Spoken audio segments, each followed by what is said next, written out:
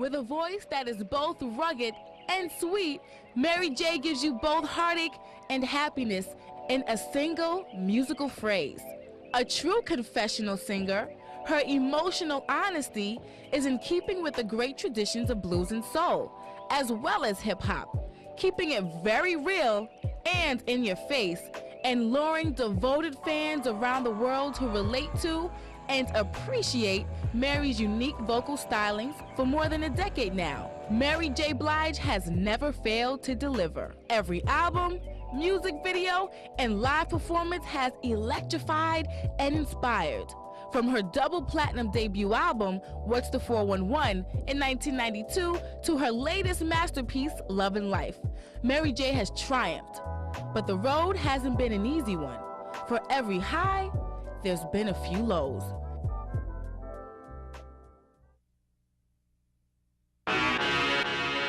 Mary J. Blige, the reigning queen of hip-hop soul.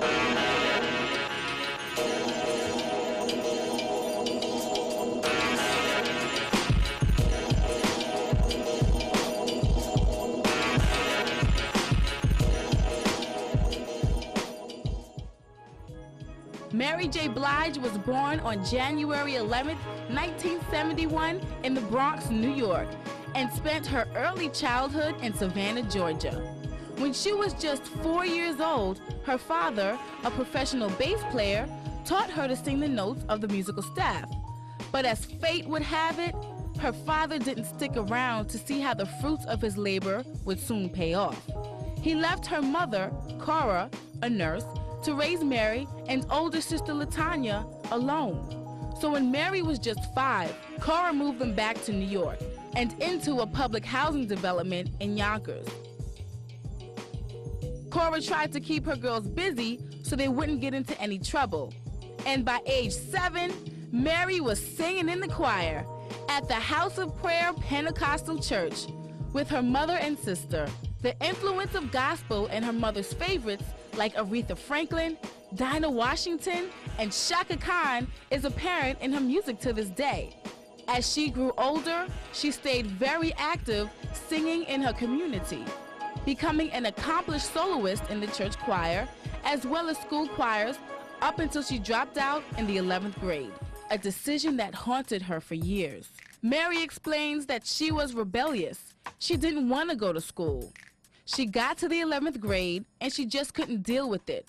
She would fight all the time, girls and boys. That same year, at 17, Mary and her friends made a recording at a karaoke-style booth while hanging out at the mall. Blige's rendition of Anita Baker's Rapture was passed among friends and family and eventually ended up on the desk of Andre Harrell, the CEO of Uptown Records, brought there by recording artist Jeff Redd. With 10 years of professional experience in the music business, Jeff had done it all and was credited with top 20 singles like I Found Lovin' and Love High. Redd's contribution of the single, You Called and Told Me, to the soundtrack of Andre's movie, Strictly Business, became the classic summer jam of 1991 and a New York #1 hit. But even prior to his personal success, he had already demonstrated his skills at spotting talent and having a finger on the pulse of musical trends. When female duo Changing Faces was unheard of, it was Redd that recruited them to sing background for him. So when Jeff submitted the demo of a young, unknown Mary J. Blige to Andre Harrell, the CEO knew to act on it immediately. And at the tender age of 21, Mary signed her first deal with Uptown Records, where she met her co-manager, producer, and mentor, Sean Puffy Combs, now known as P. Diddy. Look, Puffy or Diddy Pop, Papa Diddy, Diddy Pop Pie, I don't know what your name is today. Sure it's changed. Puffy Magic Diddy, I don't know what it is. Sure it's changed a couple times since I saw you last time. Hey, I feel a name change coming on right now. Oh, name change. Oh, good. And in 1992, they released her first album, What's the 411, with the hit single, Real Love. I'm Looking for a Real Love was a very impactful song. You heard a female singing in a hip-hop manner, and you heard her relay and touch people in a way that they hadn't done from that genre. It was just something about the groove of that joint. Real love, I'm searching for real love, someone to make. That was just this. That was my joint right there. But Mary J has admitted that Jeff Redd is the man who put her on the map. In an article on Jeff in the New York Beacon, Mary is quoted saying, "Good looking out, Jeff. You the man." She owes all of her success to Jeff Redd. He brought her into the Uptown family. A lot of times, people don't want to help you out of fear that you would take away from their spotlight. But Jeff put her on and was happy for her when she started to blow up. She loves him and will always remember his kindness to her. He'll always be #1 in her charts. Jeff left the spotlight and became a producer for artists like Casey and JoJo, Regina Belle, SWV, and Bobby Brown, just to name a few. Mary J's raw talent could not be denied. She's a very talented young lady that happened to come into the business at the right time when hip-hop was on the rise still, and she provided a whole new sound. She incorporated R&B into the whole rap element. What I mean by that is the sounds are of an urban nature, and she adds soulful melodies to them. And she was a mega success right out the box. She was the first woman to break into the male-dominated world of New Jack Swing, and the first singer of either sex to successfully combine R&B and hip-hop, like What's the 411, with its unique sound and production, captured the world's attention and curiosity. She had a big impact on us because, I mean, it was just this young, you know, innovative, little, basically hood rat kind of a girl, you know, stepping out with, you know, real love, and she was real hard, she was real tomboyish, but it was something about her that you can tell that she was a superstar in the making. Hip-hop was in a transitional kind of phase, and she came in and offered a bright new take on hip-hop. And I guess that's why today she's labeled the queen of hip-hop, because she kind of like started that whole connection between R&B and hip-hop. It's crazy, Mary. Yeah, your style is just crazy. You still come with bangers, but then the lyrics are still R&B, so it's like, yo, you earn your name. You tell it like it is. I love your music, what you do. And you talk about deep things in your heart. It's more like a gospel when she sings, because it's coming through her heart and it's going through my soul. You just keep it real. And you the realest out there. She sing from the heart, Why you man. think I'm here out here? It's soul. With my cold, just got over the flu. Just over the flu. From Mary, right man. over the flow from Mary. Bananas.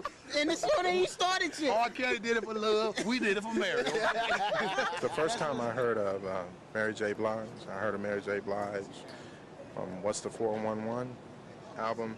And at that time, I think Keith Sweat was out, and he was like Mr. Hip-Hop of R&B, and she was like the queen of hip-hop R&B. I love your music. I remember when I used to come home from school, I used to have my headphones on and just listen to your music from, you know what I'm saying, my Walkman. Man, actually, you remind me days, man, because the tracks were so hard, man, but, I mean, the lyrics are so crazy, and on a crazy rap track, it was bananas, man. So you had no other choice but to listen to. What you think, man? I remember I was like 13, 14 years old listening to your music. Tell them the song that you kept playing over and over again in the car when you met me. You gotta believe, you know, you gotta believe. My favorite album was her very first album because she had a song on there that was really inspirational. It's a lot of songs that I like. What was the name of it? I don't remember. It was the one with when she was talking about the dude and the girl, and it came over, it had the... How can I love somebody else? And if I can't love someone to know from no, if it's... You have to get the slow dance. That was the joint right there. It's messing up, I'm sorry. Had the conversation. Monday, a friend of mine.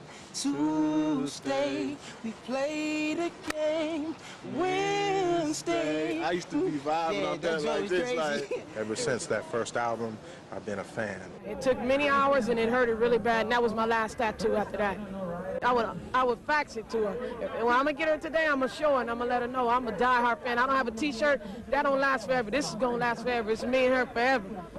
#1 fan. We coming about an hour away to come see you, you know what I'm saying, because we true fans. My first time seeing her live, man, so I'm in for a real good treat out here, man. Second, baby. My wife, she had a video on you, and she used to watch it all the time. All the women I've talked to, they say like coming to a Mary concert is like a revival. They say it's like a church revival. They come back and feel proud to be a woman. I can relate to her that way. Every man needs a strong woman in his life, so it's like, yo, when we need that, because she feed our women, and when they feed us, that's what's up, you know what I'm saying? So it's a chain reaction, we need that. As a woman, I just want to commend Mary J. Blige for staying real and telling it like it is, and through her trials and tribulations, how she's made and put that out in her music to share her experience, her personal experiences with women, and it's only made us stronger women. Thank you just for feeding our women with wisdom and so much knowledge and so much strength, because that strength they feed us. And that's why women today are where we are, because of people like Mary J. Blige keeping it real.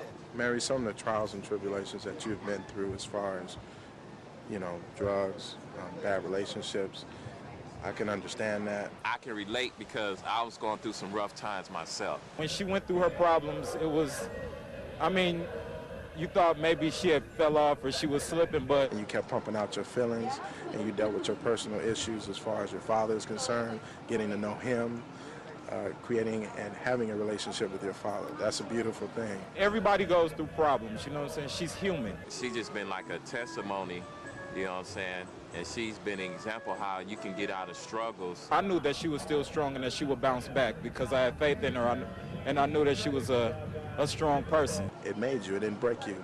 You stayed strong and you kept pumping out those hits. She gonna be out forever. She didn't come and go. She's out there still making albums and doing a good job of it. You make history since, what it was, like 93 almost? Yeah. I mean, this is 2003. We're going on 10 years. So you don't see very many stick around, and it goes to show she's got it. Your music will never die. It's going to go down like Aretha, Anita.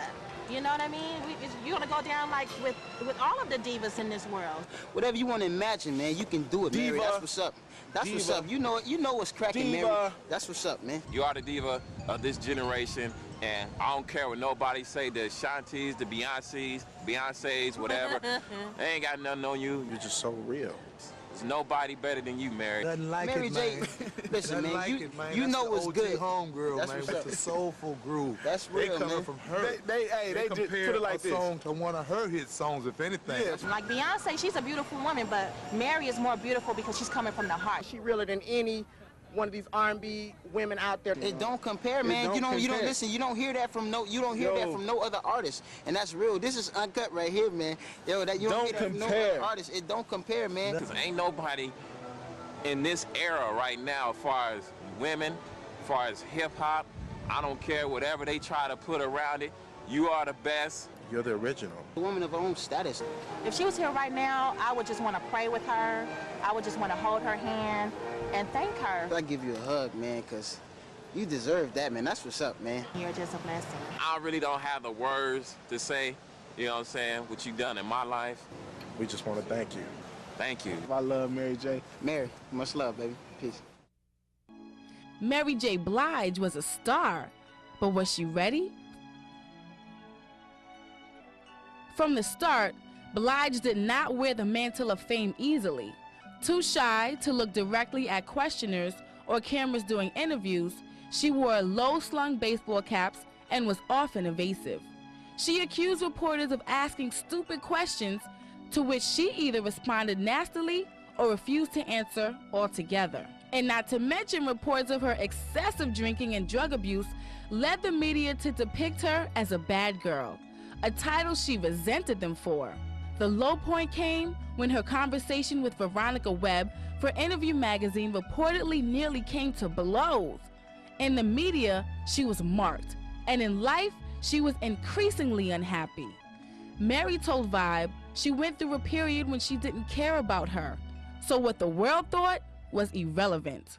This rumor has it that Mary had the worst attitude, that she was a and that like back in 92 or 93, you know, she almost got into a fist fight with Ebony magazine representative. And it's just like, you know, they labeled her, and it was just like, you know, she's just a spoiled ass whatever, you know. As far as like painting Mary as this bad girl, I think a lot of it had to do with Mary, because I personally remember years ago that I asked her a question at some press junket, and she snapped back at me like, don't be asking me no shit like that. I mean, and a lot of people were like, hey, whoa, okay. And I think Mary has always given us the real her. So if you was seeing her like in a bad girl light at one point, she was a bad girl and didn't give a shit what you thought. That part of Mary, I don't think I wanted to see. The Mary that I wanted to see was just that raw talent standing before me singing, and I can rock to at concerts, and I don't think that it probably helped her career only by her growing out of something like that.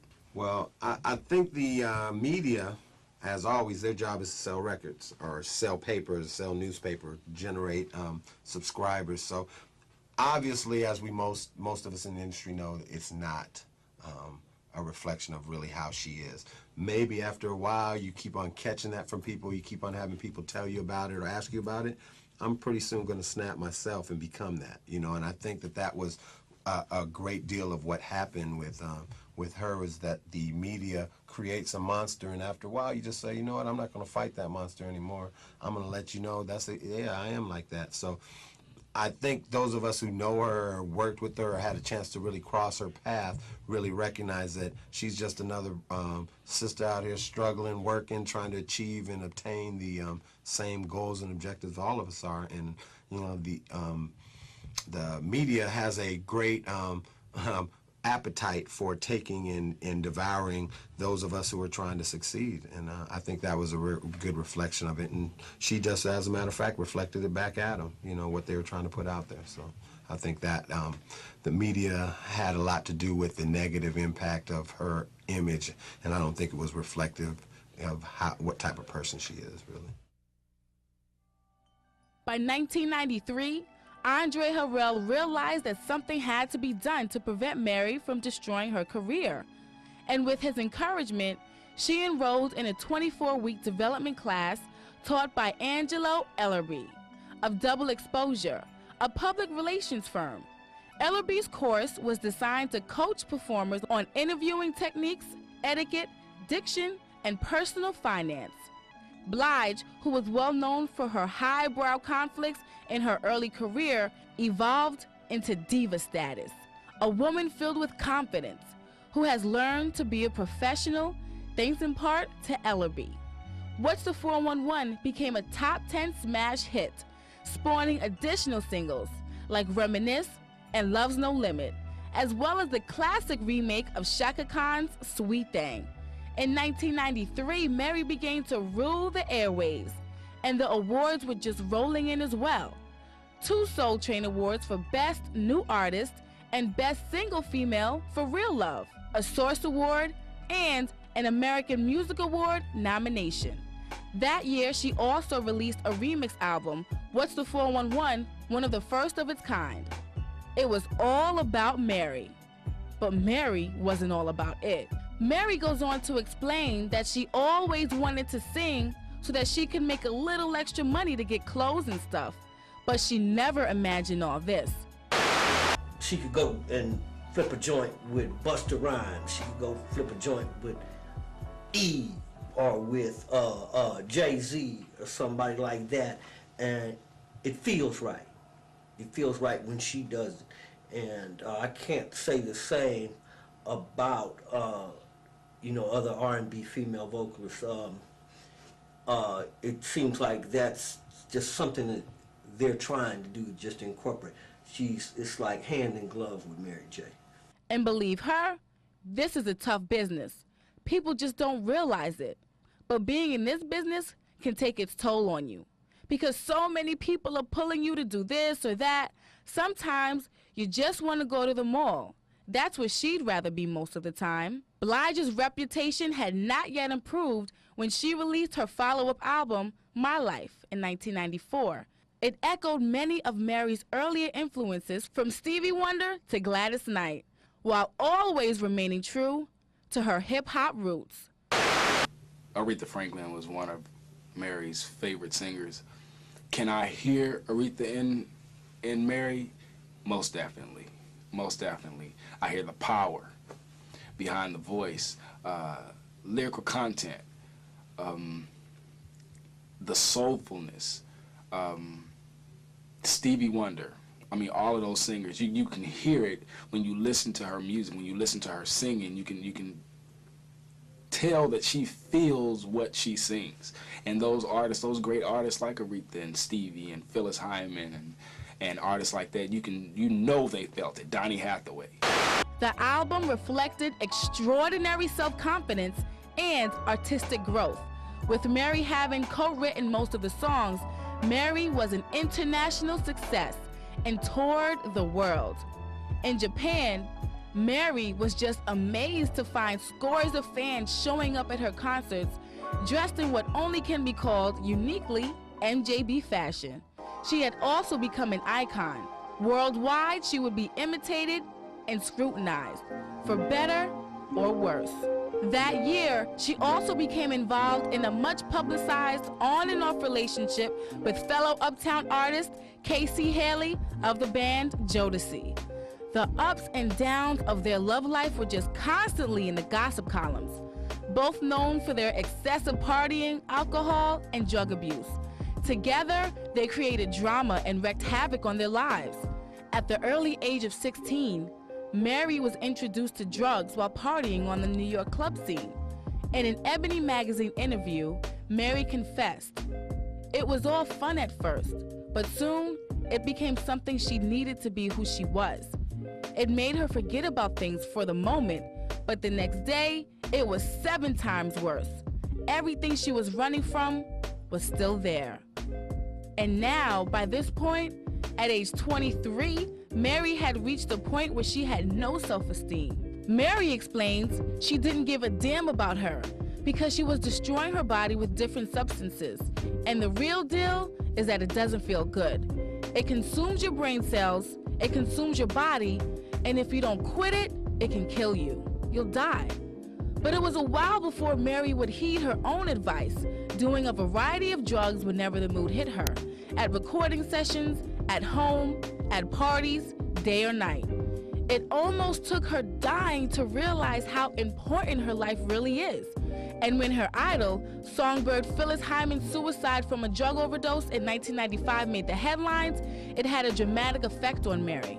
That day she said, she's not doing this anymore. You can tell that Mary's been through a lot. I definitely think that all the stuff that she went through with the drug abuse, the mental and physical abuse of others, I think that definitely played a part in her development and her growth, as it does all of us. After that, Mary developed a new attitude and began to look to God and family for help. My Life soon reached triple platinum status, and she won the title as the Queen of Hip Hop Soul. Blige and her family had been much more involved in the production of that album than they had the first, which helped Mary to put her life in perspective. Family will tell you when you're doing wrong, no matter how famous you are, and that's a good thing. Her sister LaTanya sang background vocals on 5 tracks, and Blige herself co-wrote most of the songs, fueling speculations that the album was partly autobiographical. Blige, however, denied. The songs were a window into her life. My Life is not autobiographical, it's just music. Even though she said it wasn't, and even though she, for publicity reasons maybe didn't refer to it, it was obvious to those of us who understood pain, understood suffering, that this was a reflection of things that she was going through. She's always shared her struggles with us, She shared her life with us. And what's so beautiful about Mary is that she didn't have a problem doing that, knowing that a lot of us go through the very same thing that she goes through. And I'm so glad that she was woman enough to address those issues without regret. I know she feels blessed for the opportunity to express it through music. You know, that's the blessing. A lot of people don't get to express their pains and sorrows, the heartaches they go through. So I think that Mary really, she reflects that. She has a great, she knows the vehicle in which she has in front of her that helps her express herself and helps her grow as a person. I think Mary's life has been an open book. I think a lot of her personal life experience is reflected through her music. It's just music. Every single day is what her album is about. Every time you see couples, that's what her album is about. It's about making love.